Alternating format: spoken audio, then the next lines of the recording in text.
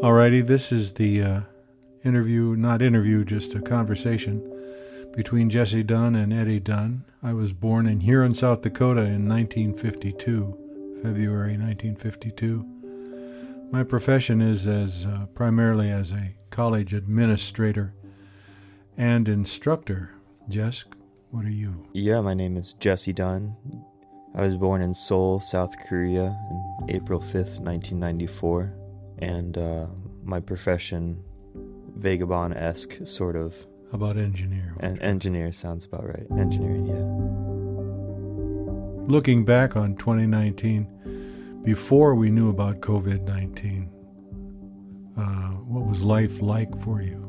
Oh, it was pretty incredible. At the time, I was living in Estes Park, Colorado, and a town of about 6,000 year-round.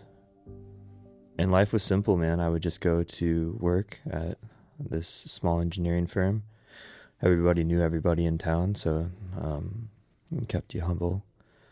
Small breweries in the area, so you got a drink after going climbing or skiing or whatever your outdoor activity or indoor activity was.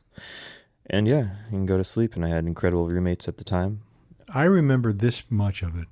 My college, Western Iowa Tech, suspended face-to-face, I guess you'd say face-to-face operations in early March of 2020.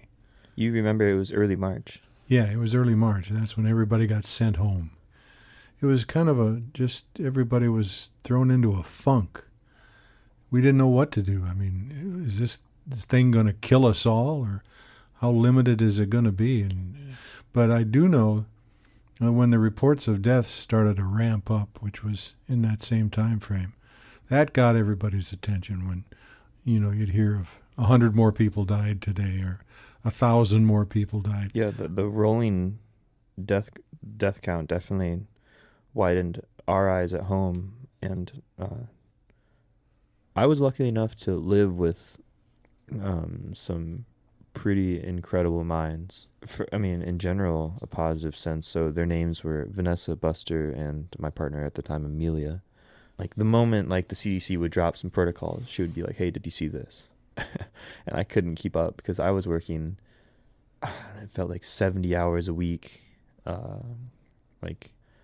in the park on this, on the new highway that they were building in the park. And it was night shifts too. Your current project as an engineer. Yeah, it was overnights in the national park, working on this on the new highway that went through from the east side to the west side. Remembering these events during COVID are kind of difficult. Yeah, they are for me. So, yeah, same here.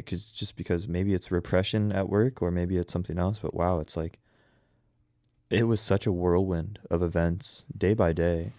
These responsibilities that we took on ourselves just chiseled away at us. Me personally, I don't like to remember bad things anyway. That's just a psychological thing in me.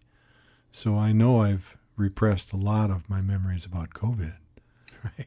I only have a certain amount of bandwidth to remember bad things, and it's pretty limited. Yep.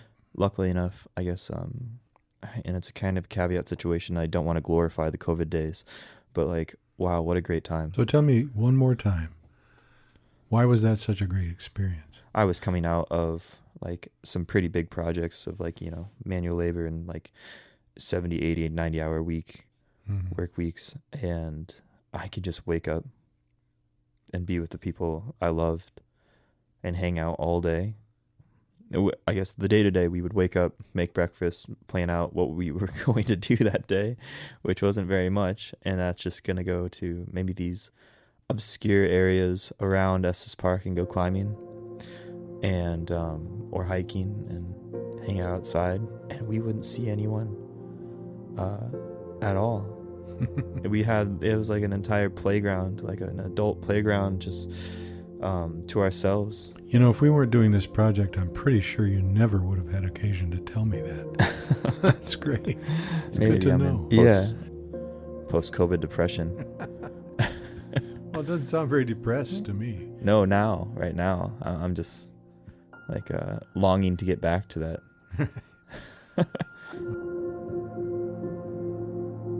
Support for Facing a Changed World, an oral history of the COVID-19 pandemic, comes from the Margaret Ann Martin Everest Foundation, the Kind World Foundation, Humanities Iowa, the Friends of Siouxland Public Media, and listeners like you.